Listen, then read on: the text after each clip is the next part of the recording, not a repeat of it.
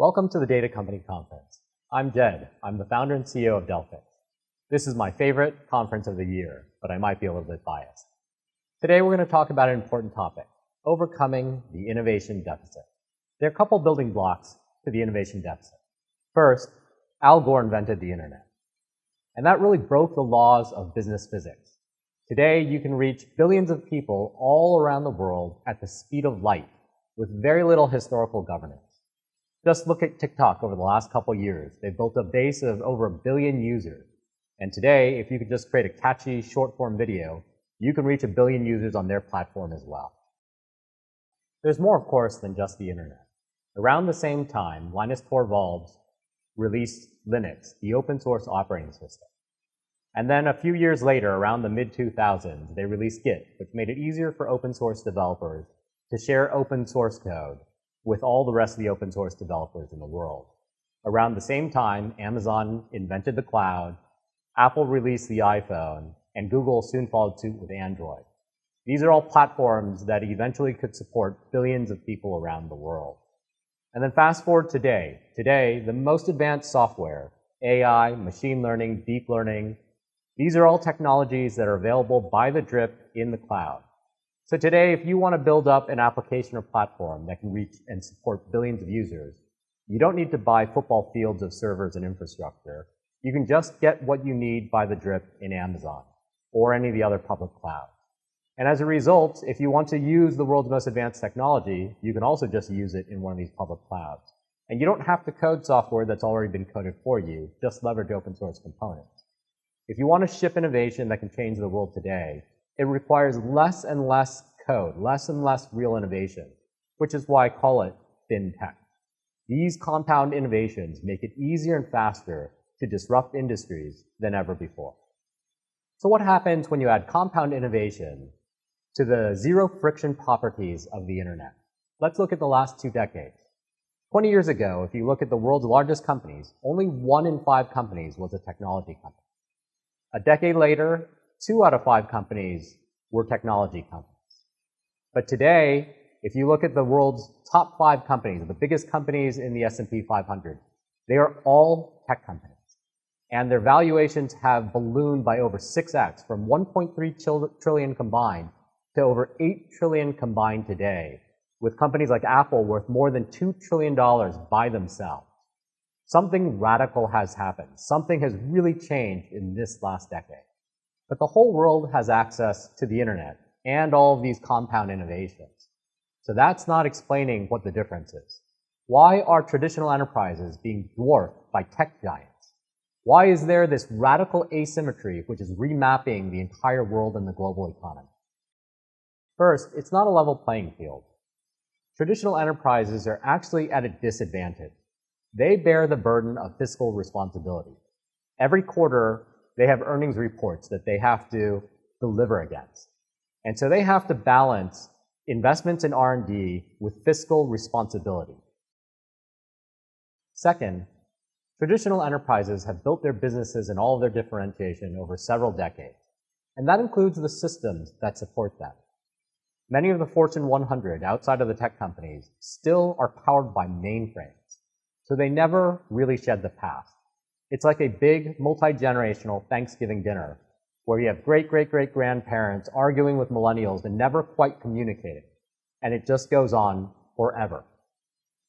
Think about tech companies. Think about a tech giant. Would they ever roll out a mainframe to scale to the billions of users that they support today?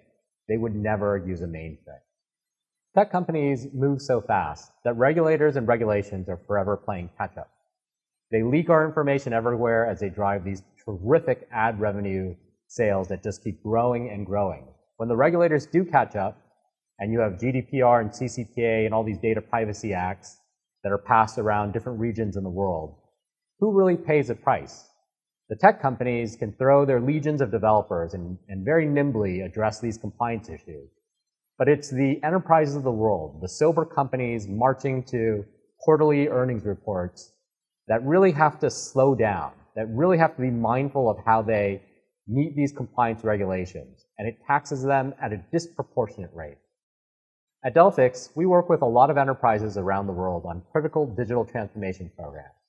And I have to tell you, when we work with the technology leaders in these programs, they really have to cross their T's and dot their I's in order to get budget approval for their programs. They really have to sign in blood that they're going to be able to drive a return because they're beholden to quarterly earnings reports. And as a result, it's very hard to secure funding for any innovative program.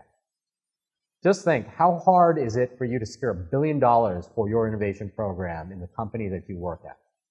But technology companies, they have access to infinite capital, and that capital just seems to grow and grow year after year. In the tech world, it's actually okay to raise and spend $9.5 billion to lose $4.6 billion in a year. Try to do that on a traditional enterprise's P&L. And much of the digital and technology growth has come at the cost of our personal privacy. Last year, there were 37 million records breached and nearly 2,500 ransomware attacks. And think about the Colonial Pipeline attack. These criminals and nation states, they are coming after traditional enterprises because they have these multi-generational systems that have all different levels of security and different methods of breach. And all the terrific growth at tech companies has really come at the cost of business diversity. As more and more tech companies dominate their respective industries, we become more homogenous in the businesses that are supporting the world. And that is not a good place for the global economy. And technology growth comes at a cost to our planet. Just look at technology like Bitcoin, which today consumes more electricity than the entire country of Argentina. And look at Dogecoin. It started out as a joke, but has been worth more than $63 billion, or more than the market capitalization of MetLife. This uneven playing field is resulting in an incredible tech divide. Today, technology companies like Google and Amazon release software thousands of times a month, even hundreds of times to thousands of times a day, whereas traditional enterprises are releasing software still on an annual basis, sometimes approaching a monthly basis. So it's no wonder that enterprises are getting left farther and farther behind. What we're witnessing today is an innovation deficit, a deficit between the technology haves and the have-nots. Like countries had trade deficits, today companies and countries have an innovation deficit that they face. And this innovation deficit is critical to the future of business. So how will you overcome the innovation deficit? There's a secret engine powering the tech divide, and it all lies in investments in productivity. What technology companies have come to understand is that as you invest in productivity, it begins to bear compound interest effects. Just look at the tech giants. Satya Nadella has said that he would invest in productivity over new features every day of the week. And how much money are technology giants spending on productivity? At Google, they have 1,500 developers, over $1 billion a year dedicated to productivity. And at Microsoft, they're likely investing double that rate. As a result, the old trade-offs are dead. In the old world, you had speed, quality, and cost, and you had to pick two. Today, the highest performing technology companies are better at speed, quality, and security, and they just don't care about cost. And so that is the state of affairs that companies are facing today. So transformational automation is a secret that is powering the tech divide. And it's not about automating a business process or automating a few activities. It's about focusing automation on the process of innovation. It's about automating the things that reduce the time it takes to go from an idea to features running in a live app impacting billions of users. And there are enterprises who have adopted this transformational automation mindset even today. Take a look at UKG. When the pandemic hit, they had to respond, and they had to respond very quickly. They were able to stand up 1,700 test environments with all of the data in the right place at the right time in a single day. You can't get to that level of testing and that level of feature release without transformational automation.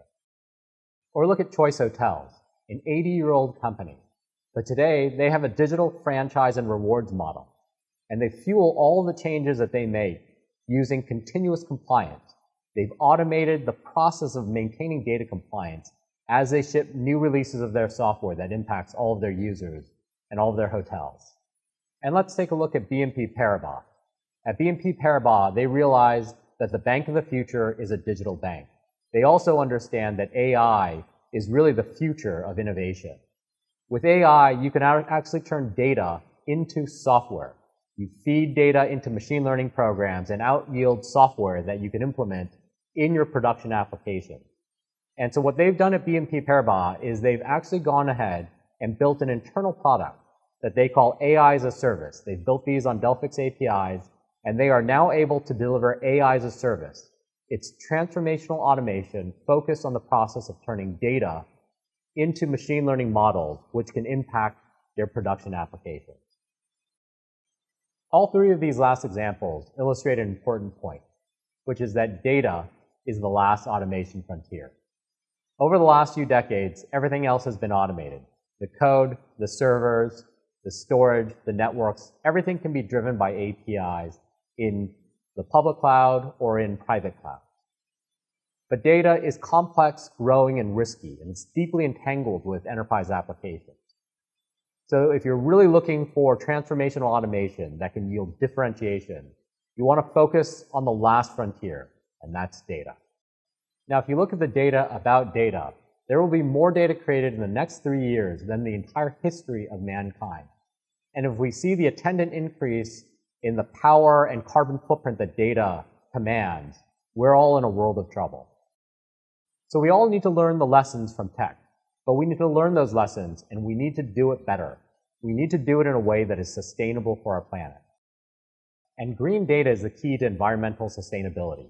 If you manage your data correctly, you can really accelerate digital transformation programs and take physical operations and turn them into digital programs that have a smaller carbon footprint.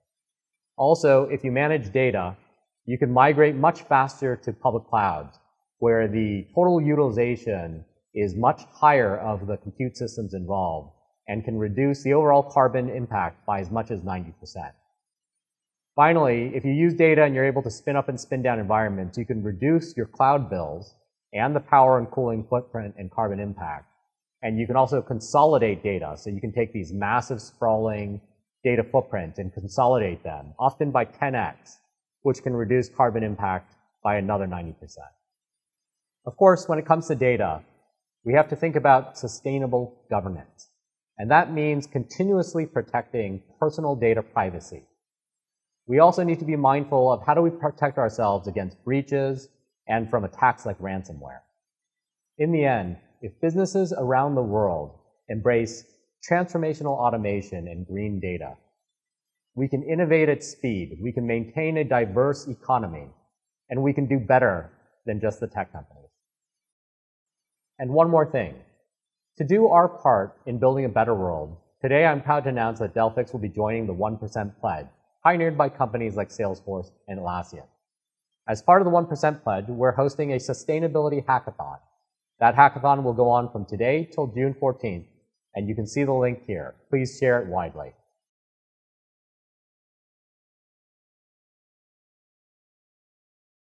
On behalf of everyone at Delphix, thank you for joining us, and I hope you enjoy the rest of the Data Company Conference.